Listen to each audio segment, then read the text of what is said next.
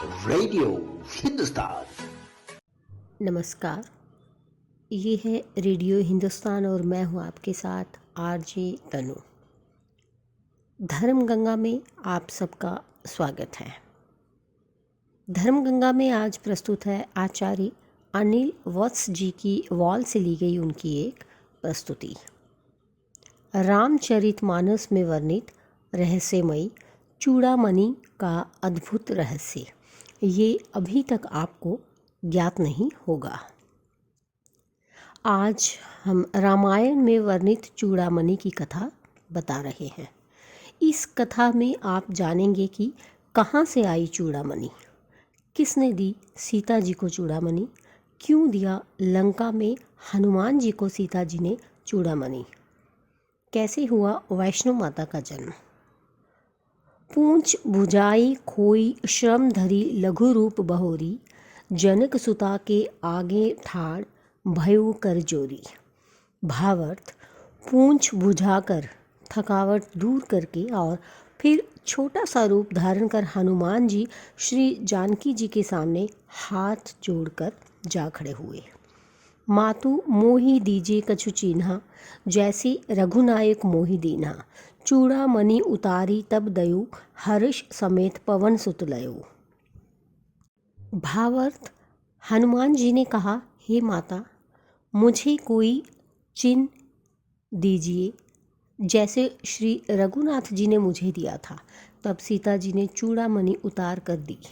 हनुमान जी ने उसको हर्षपूर्वक ले लिया। चूड़ामणि कहाँ से आई?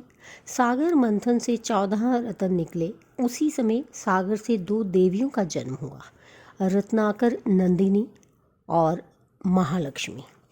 रत्नाकर नंदिनी ने अपना तन मन श्री हरि यानी विष्णु जी को देखते ही समर्पित कर दिया। जब उनसे मिलने के लिए आगे बढ़ी तो सागर ने अपनी पुत्री को विश्वकर्मा द्वारा निर्मित दिव्य रत्न जटित चूड़ामणि प्रदान की, जो सुरपूजित मणि से बनी थी। इतने में महालक्ष्मी का प्रादुर्भाव हो गया और लक्ष्मी जी ने विष्णु जी को देखा और मन ही मन वरण कर लिया।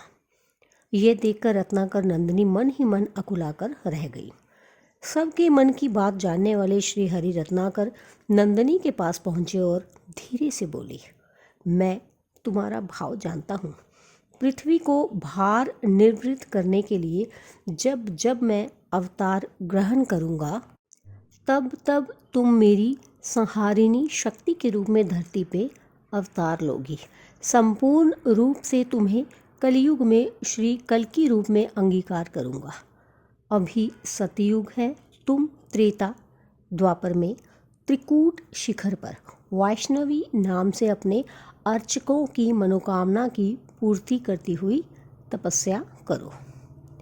तपस्या के लिए विदा होते हुए रत्नाकर नंदिनी ने अपने केश पास से चूड़ामणि निकालकर निशानी के तौर पर श्री विष्णु जी को दे दिया। वहीं पर साथ में इंद्रदेव खड़े थे।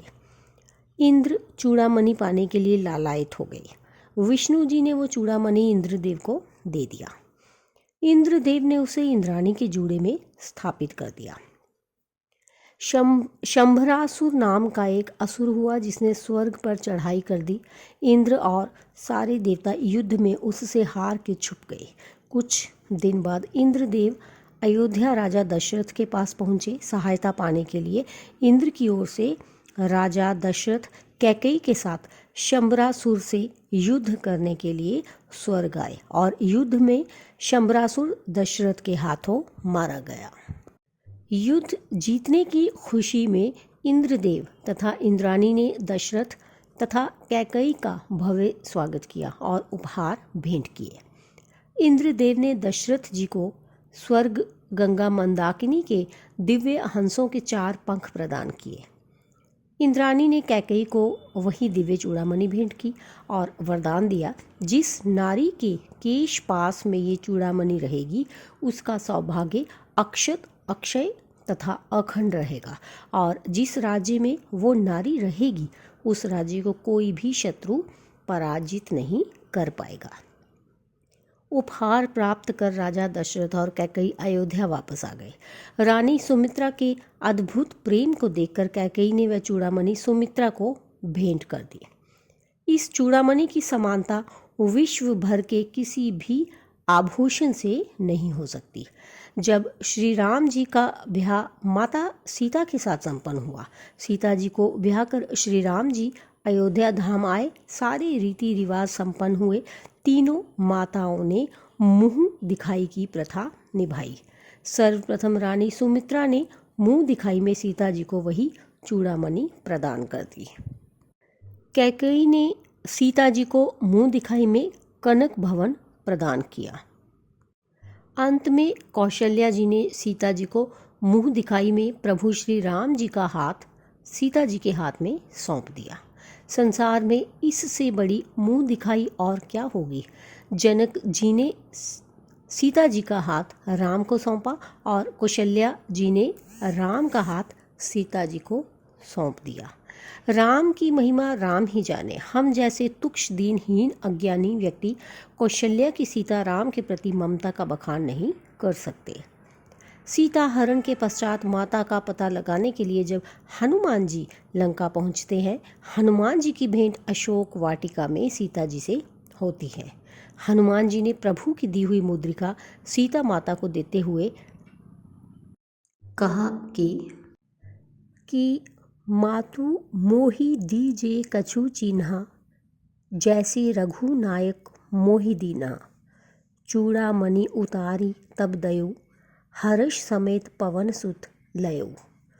सीता जी ने वही चूड़ामणि उतारकर हनुमान जी को दी, ये सोचकर कि यदि मेरे साथ ये चूड़ामणि रहेगी तो रावण का विनाश होना संभव नहीं है।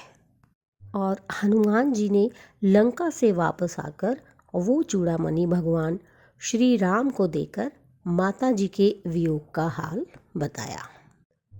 तो मुझे दीजिए अनुमति, फिर मिलती हूँ। धन्यवाद। रेडियो हिंदुस्तान।